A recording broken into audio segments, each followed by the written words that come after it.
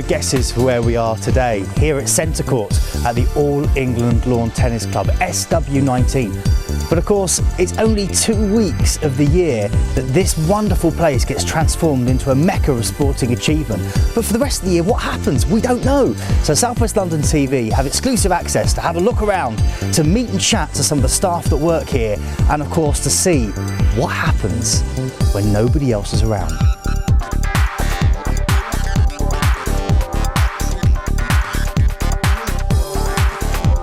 I'm about to chat with Johnny Perkins, who's the head of corporate communications here.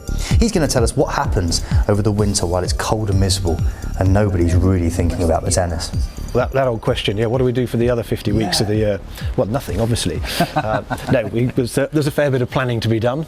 So in fact, after a tournament is finished, it's down tools for August, and then a series of meetings start in October, November, looking at ways to improve, what can be done, improvements for next year, what didn't work this year maybe, or didn't work quite so well, how can we make it better?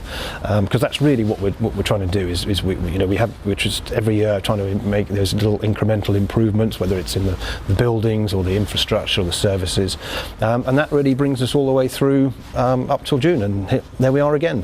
When we came in, we saw you seem to be building, is it court number 2 and 3 have been ripped up? What's going on over there? That's court 14 and 15. Oh, 14 and 15. So we've dug them up, and we've dug a dirty great big hole underneath, so that will be a huge basement area. And so next year, for instance, our 340 odd photographers who cover the event will all be in new quarters, and that will enable us to start moving other people around, culminating in the media all being in one place and the players having more space. Obviously this is, as you mentioned before, it's a club, and if you're a club member here, do you get to play on centre court? Is that part of the privilege? No. So even the members don't have that privilege. There are limits. There are limits. Yeah. Okay. They can come play on the outside courts, and those normally come back in round about the third week of May or so. But no, not the main show courts. So not centre 1 or 2, or possibly even 3.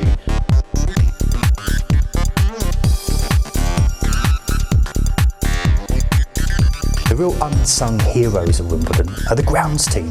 So who better to chat to find out all about what really goes on than the head groundsman, Mr. Ed Stradling.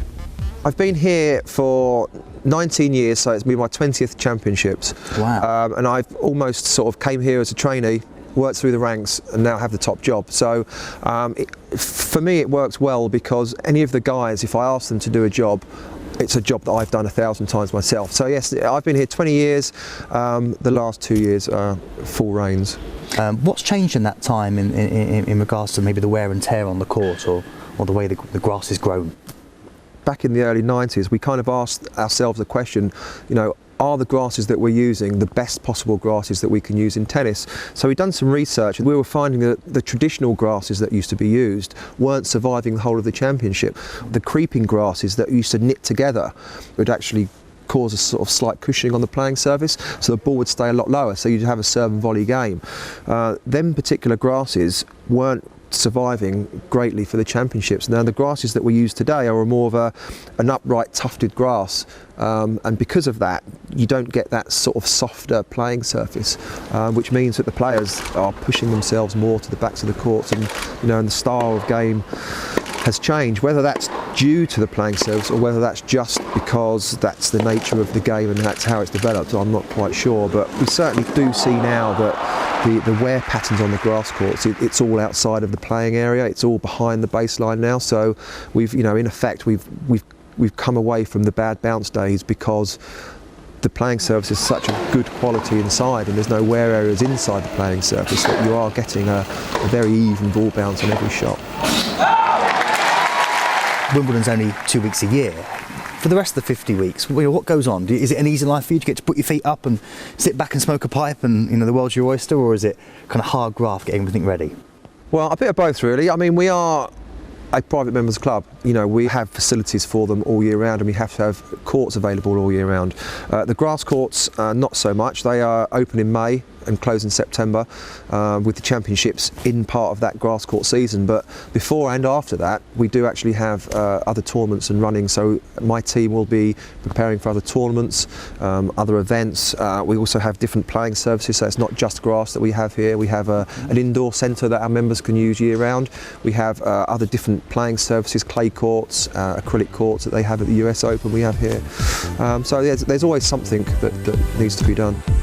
So now you know what happens for the 50 weeks of the rest of the year, not just the 2 that we all get to see on the TV. And it's down to the hard work of Neil, of Johnny and his team, making sure that this venue is prepared for that festival of tennis. And fingers crossed, Andy Murray can do it again this year. You're watching Keith Maynard for South West London TV. See you soon.